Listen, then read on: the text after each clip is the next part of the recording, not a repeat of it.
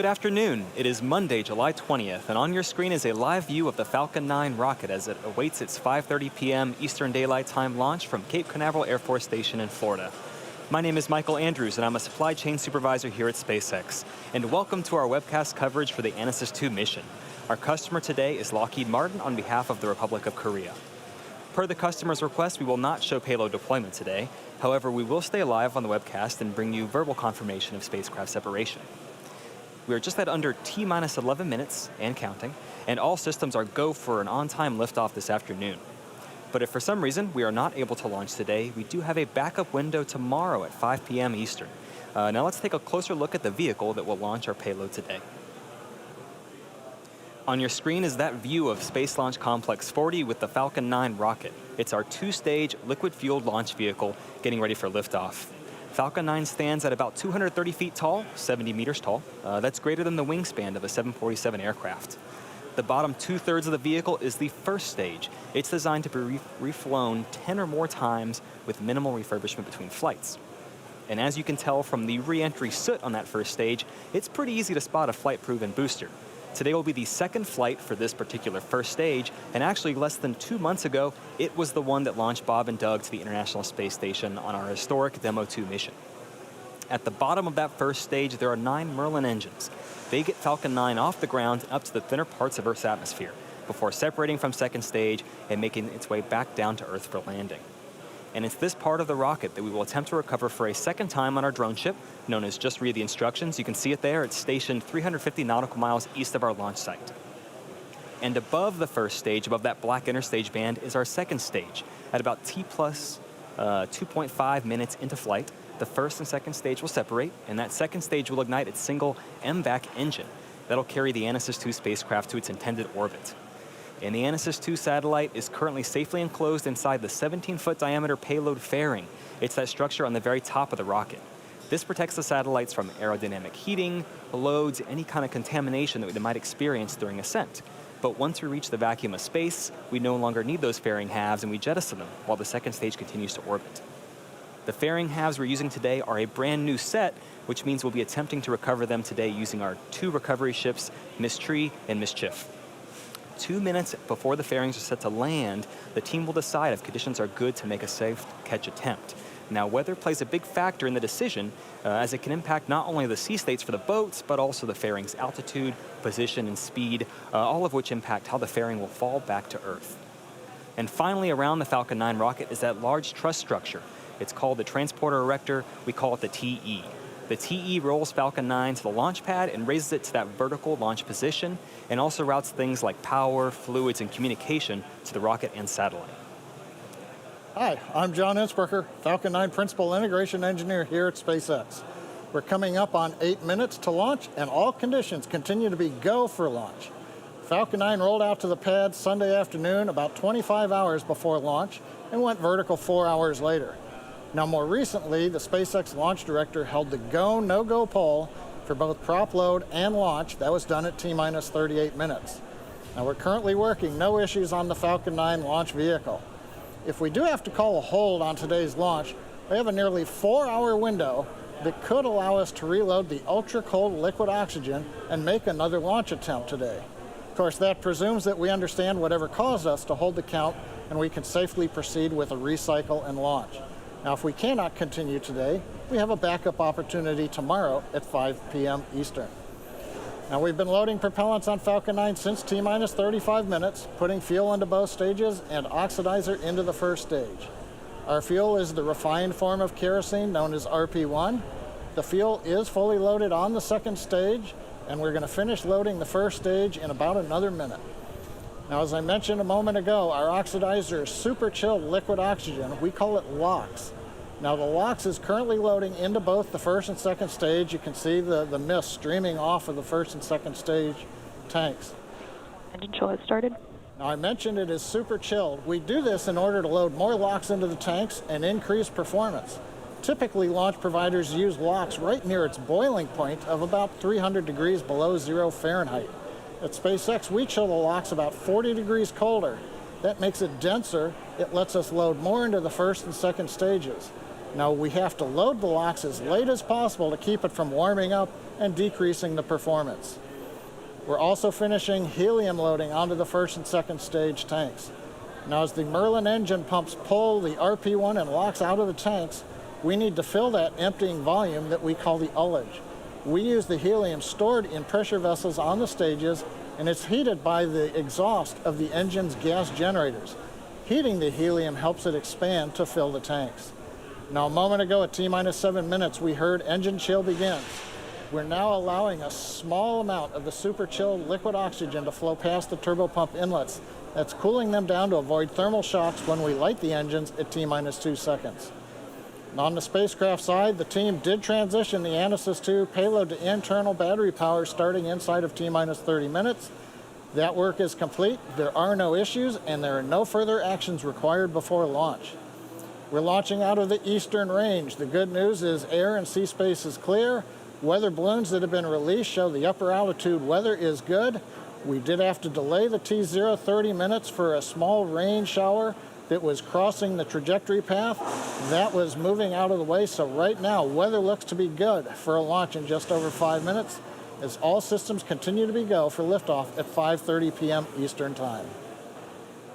As we mentioned earlier, our customer today is Lockheed Martin on behalf of the Republic of Korea. We now have a quick message to share from Korea's President of the Agency for Defense Development. 안녕하십니까.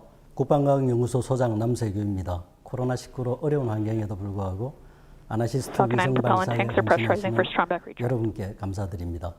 아나시스-II 위성은 한반도 평화를 위한 것으로 한국의 IT와 우주 분야 연구개발의 한 단계 도약이 되길 희망합니다.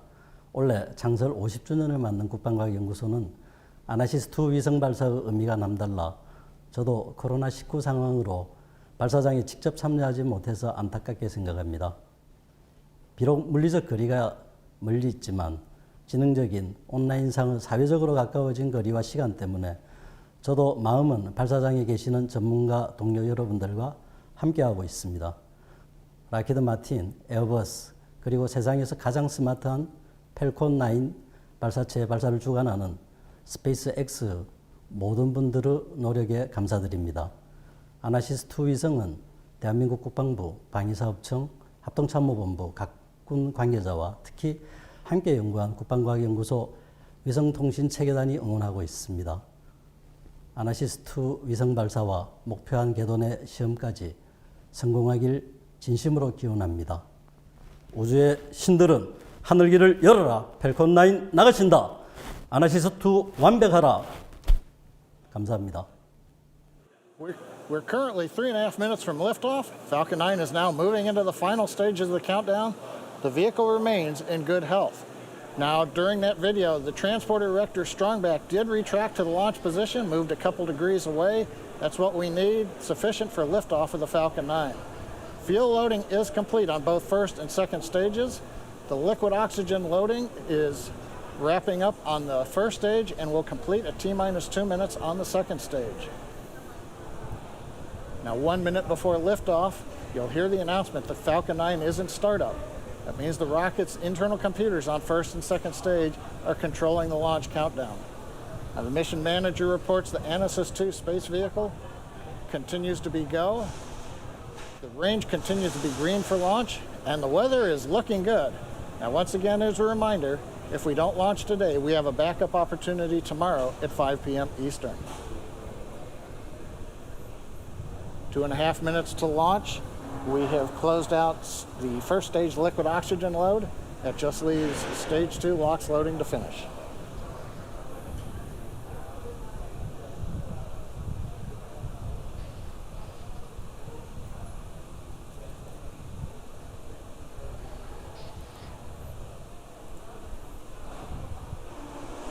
That call out tells us that the chill sequence we began at T-minus 7 minutes is now complete.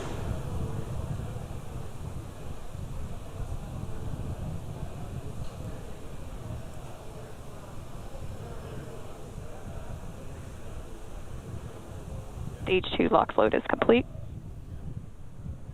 That completes propellant loading on the Falcon 9. Stage 2 LOX load, the last one to finish up inside of 2 minutes.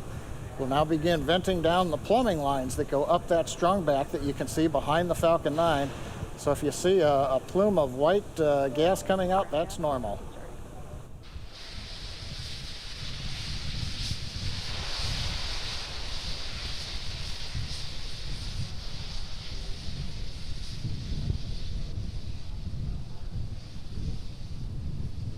You can see in the view from the camera, we're now venting down the liquid oxygen lines on the strung back, getting ready for launch. Next event will be startup, coming at T-minus 1 minute. Falcon 9 is in startup. Here's the call out. We're in startup. We're now pressurizing first and second stage tanks for flight.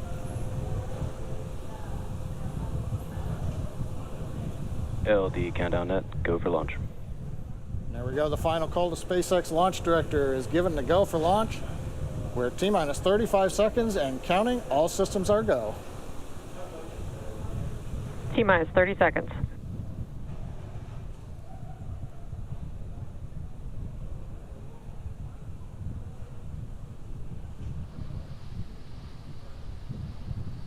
Stage 1 tanks pressing for flight. T-minus 15 seconds. 10, 9, 8, 7, 6, 5, 4, 3, 2, 1, 0. Ignition. Liftoff.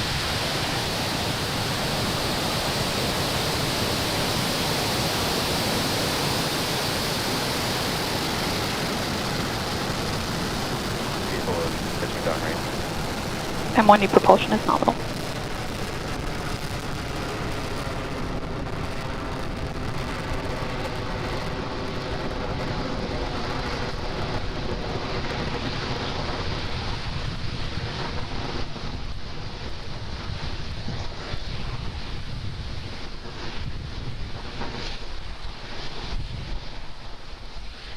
T-plus 40 seconds. Everything looking good? That's the call out. Says M1D engines are throttling down, getting ready to reduce vehicle acceleration in preparation for the period of maximum dynamic pressure. We're in the bottom of the throttle bucket, as they call it. Now the Merlin engines coming back up to full power as we get ready to go supersonic. Equal as supersonic. Supersonic, we're coming through the period of maximum dynamic pressure. Equal has reached maximum aerodynamic pressure. Guidance engineer confirms we're through the period of greatest pressure on the vehicle. Continuing downrange, trajectory looks good. Propulsion looks good. Avionics looks good.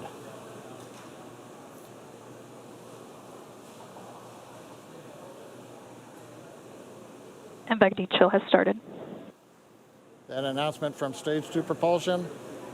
We are now beginning to chill in the turbopump on the upper stage engine to get ready for its ignition, coming up in about 45 seconds.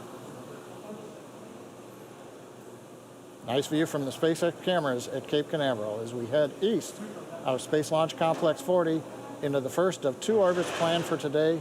This orbit is the parking orbit, a low Earth orbit trajectory that will take us over the equator and will eventually relight the upper stage engine to transfer us into the desired geostationary transfer orbit.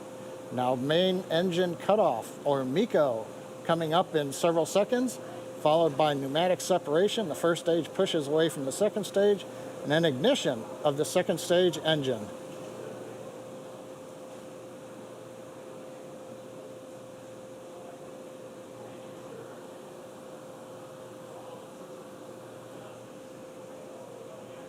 Stage separation confirmed.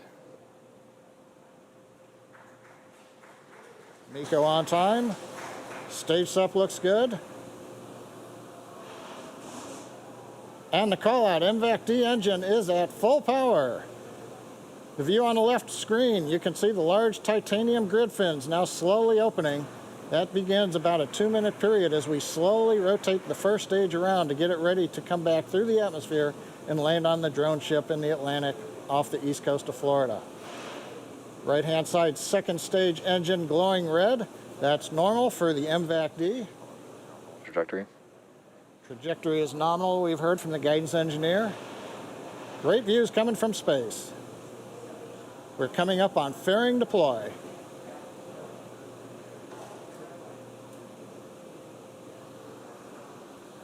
Fairing separation confirmed. And we've heard the call out from the avionics engineer. Fairing separation is confirmed.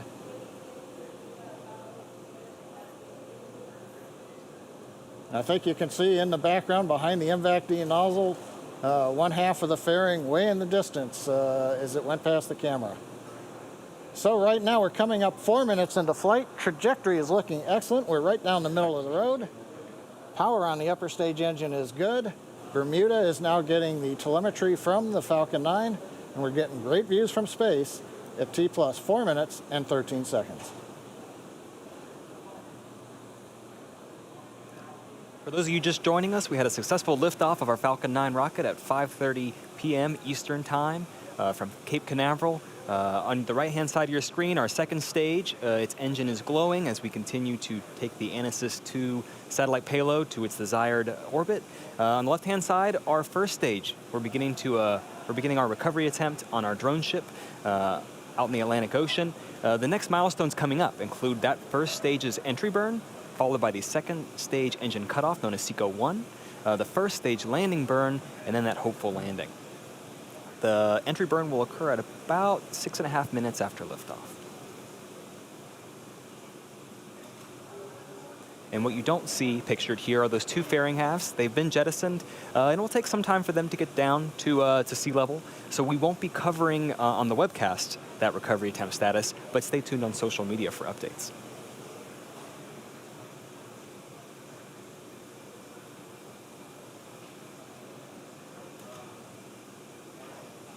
You see some pretty clear pictures of Earth there. The first stage has reached apogee. It's beginning to head down there. We're only going to be firing 3 of our Merlin engines during this entry burn in order to slow the vehicle down before it gets to the thicker parts of Earth's atmosphere. It'll slow the vehicle by about 25%. When we perform stage separation, that first stage was traveling about 2.5 kilometers per second. So we have a lot of velocity to reduce. Great. And we're just under 30 seconds from that entry burn beginning. It's going to last about 24 seconds.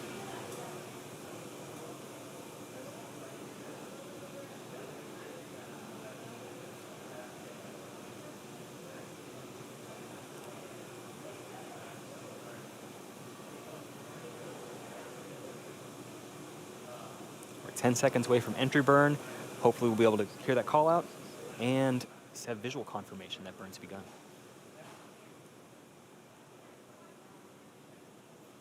Stage 1, entry burn startup.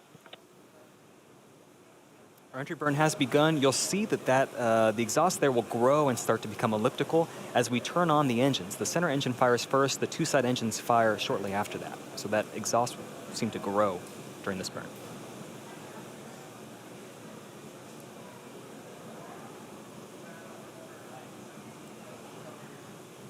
Stage 1, entry burn shutdown. All right, 1 burn down, 1 to go. That's the landing burn. It'll occur in about 1 minute from now, along with the next milestone, the second stage engine cutoff, or SECO-1.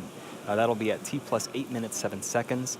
During SECO-1, we shut down the second stage MVAC engine on the right-hand side of the screen.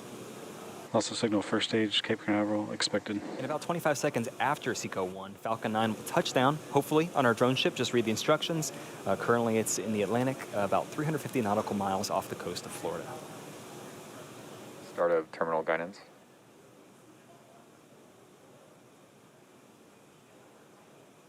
And in terms of velocity of that first stage, drag alone is slowing the first stage down another 80%. That landing burn will take us back to get that last 20%, touch us down safely.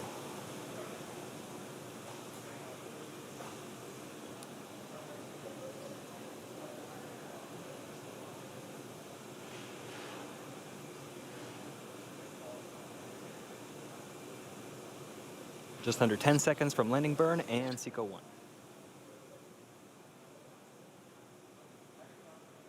SECO. Stage 1, landing burn startup. We have confirmation of both landing burn and SECO-1. We're waiting confirmation of a good orbital insertion for that ANASIS-II satellite.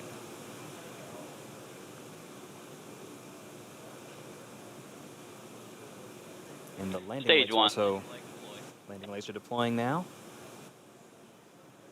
Nominal park orbit insertion.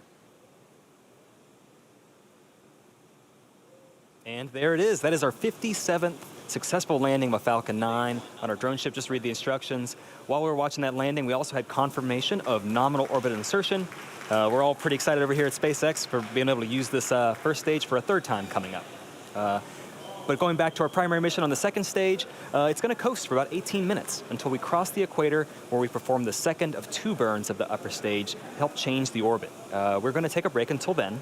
We're going to leave you with a map of where we are in the mission. We'll be back at about T plus 26 minutes for the second burn of our MVAC engine.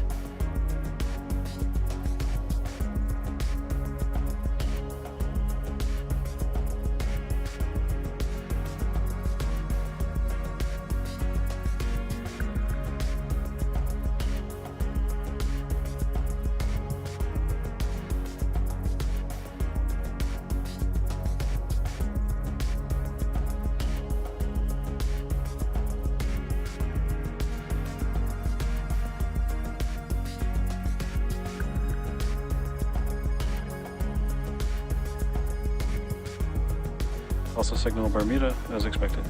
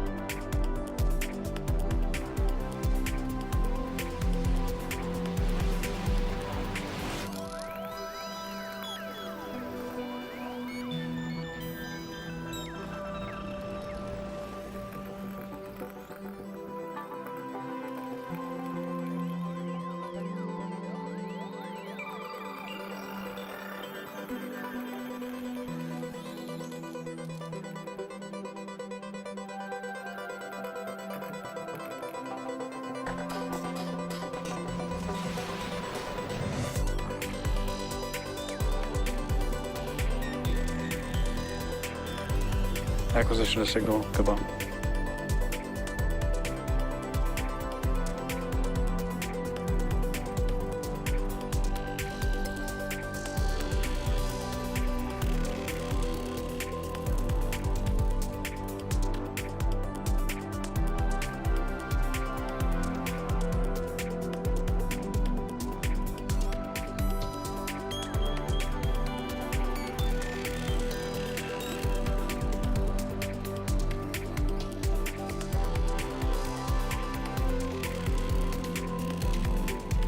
And back chill for burn 2.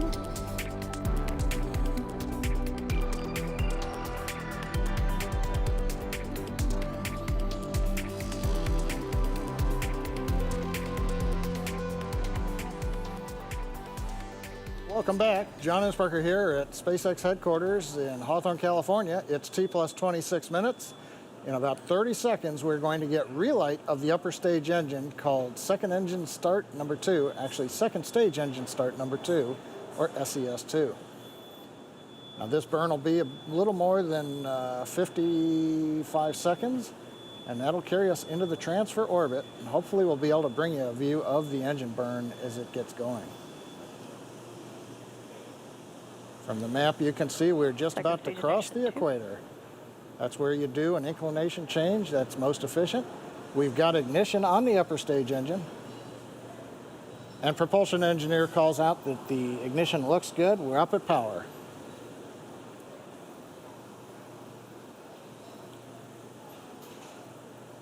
Now currently when we went into the burn, we were at low Earth orbital speed of about 7.4 kilometers per second. This burn, just under a minute long, is going to add another 2.5 kilometers per second to that velocity. That's what it'll take to get the satellite and the second stage into the geosynchronous transfer orbit. We're throttling down, getting ready to shut down the engine.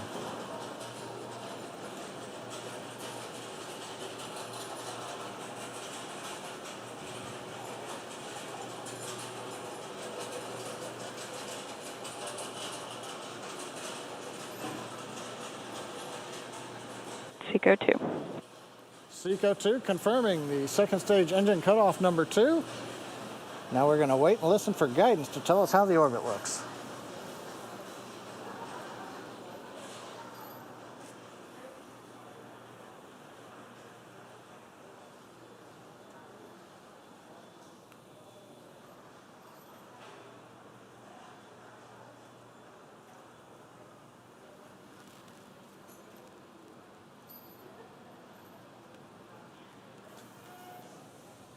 And we haven't heard guidance engineer call out, but looking at the data plots that we've got from vehicle telemetry, we've got a nominal orbit. So we are into the desired geostationary transfer orbit, the Falcon 9 second stage with the ANASIS-II spacecraft still attached.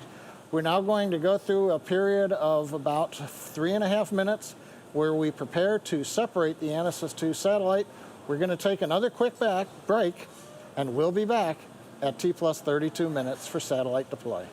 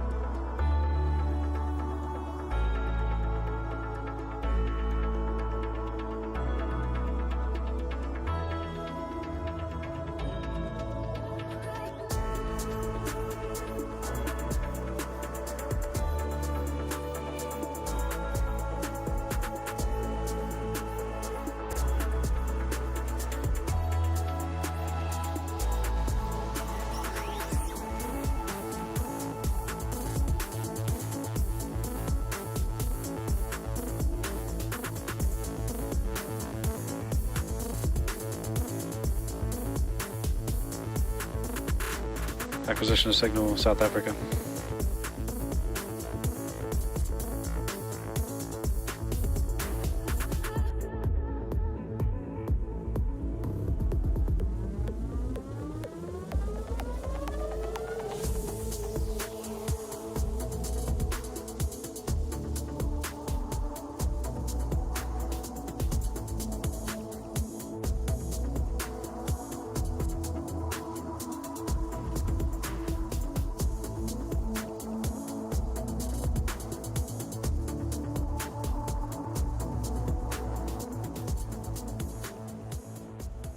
Plus 32 minutes. It's been a great mission so far. Falcon 9 lifted off. We had a 30-minute weather delay because we had a little bit of a shower band go by the trajectory. But when we launched, had great skies. We had great views from first stage and second stage. Saw the first stage land on the drone ship.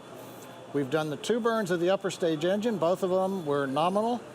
But right now we're getting ready for the big event, which is spacecraft separation. And as a reminder, we won't see payload deploy today per the customer's request. So we're going to listen in for the avionics engineer to call it. Payload separation confirmed.